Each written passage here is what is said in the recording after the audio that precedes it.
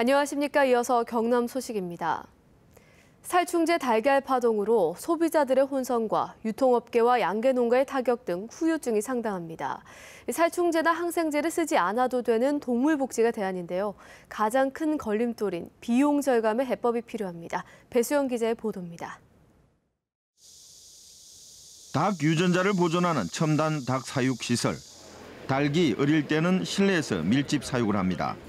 온도와 습도 등을 자동 처리하는 ICT 시스템을 도입해 진드기 발생이 거의 없습니다. 개사 내부의 센서들이 현재 온도가 28도다. 32도가 딱 넘어서는 순간 쿨링 시스템이 작동을 해줍니다. 압력에 의해서 환기는 자동적으로 일어나는 그런 시스템이고요. 12주를 넘기면 닭을 방사합니다. 방사장에서 흙 목욕을 하면 닭 스스로 진드기를 없애고 면역력을 기를 수 있습니다. 닭 한 마리에 최소 1.3제곱미터의 사육 면적이면 항생제와 살충제를 쓰지 않아도 됩니다. 달걀 수거에도 위생적인 처리가 필요합니다. 달걀이 배설물이나 닭의 몸이 접촉하지 않도록 하는 자동화 시설입니다. 문제는 비용입니다. 저희들 방사 형태의 자동 김난 형태를 가지면은 시설 투자비가 평당 약 한 350만 원 가까이 들어갑니다. 평당 350만 원이면은 사람 사는 아파트와 거의 비슷한 형태인데, 전문가들은 시설 규모화와 표준화로 비용을 낮추고 정부가 지원을 하면 사육 환경 개선은 가능할 것으로 보고 있습니다. KBS 뉴스 배수영입니다. 해수욕장 폐장도 얼마 남지 않은 가운데 올여름 부산 지역 유명 해수욕장의 방문객이 줄었습니다. 각종 여름 축제가 열렸는데도 방문객이 줄어 원인 분석이 필요해 보입니다. 김기수 기자가 전해드립니다. 올해 6월 1일부터 8월 24일까지 부산 지역 7개 해수욕장을 찾은 관광객 수는 4,480여만 명. 지난해 같은 기간 4,460여만 명보다 0.45% 증가했습니다. 전체 관광객 수를 보면 괜찮은 장사인 것으로 보입니다. 특히 다대포와 송도 해수욕장이 지난해 대비 각각 100만 명, 70만 명 넘게 증가해 선전했습니다. 다대포와 송도의 선전은 다대선 개통으로 접근성이 좋아진 데다 오토 캠핑장, 해변 워터파크장 등 관광객 유인 요인이 적중했다는 분석입니다. 하지만 해수욕장별로 따져보면 송도와 다대포를 제외한 5개 해수욕장은 관광객 수가 줄었습니다. 부산의 대표 해수욕장인 해운대와 광안리는 각각 1,200여만 명과 1,100여만 명이 찾은 것으로 조사됐는데 이는 7.7%와 1.1%가 줄어든 수치입니다.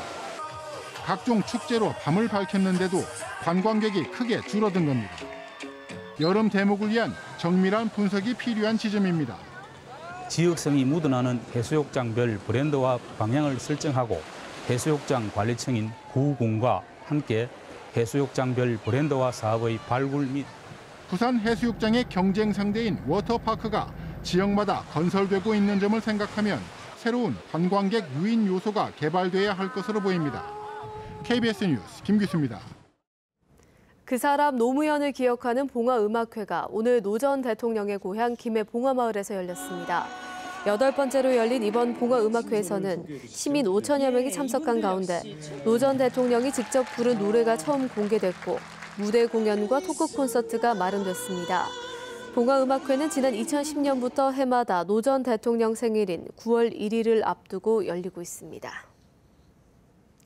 자유한국당 홍준표 대표가 오늘 경남을 방문해 토크 콘서트를 열었습니다. 마산역 광장에서 열린 이번 토크 콘서트에서 홍준표 대표는 현재의 국정 상황과 경남의 현안, 당 혁신에 대한 생각을 도민들과 대화를 나눴습니다. 이번 행사에는 김한표 경남도당 위원장을 비롯해 자유한국당 소속 국회의원과 자치단체장도 참석했습니다. 지난 22일 국토부 전체 회의에서 김현미 국토부 장관이 문정댐을 홍수조절령댐으로 변경해서 진행할 계획이라고 발언한 데 대해 시민단체가 반발하고 나섰습니다.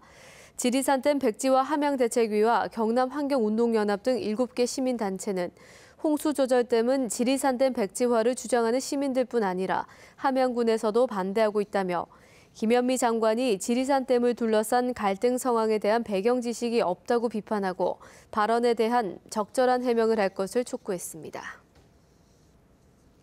겨울철 인플루엔자 예방접종이 다음 달 4일부터 시군 보건소와 지정의료기관 1,110곳에서 시행됩니다.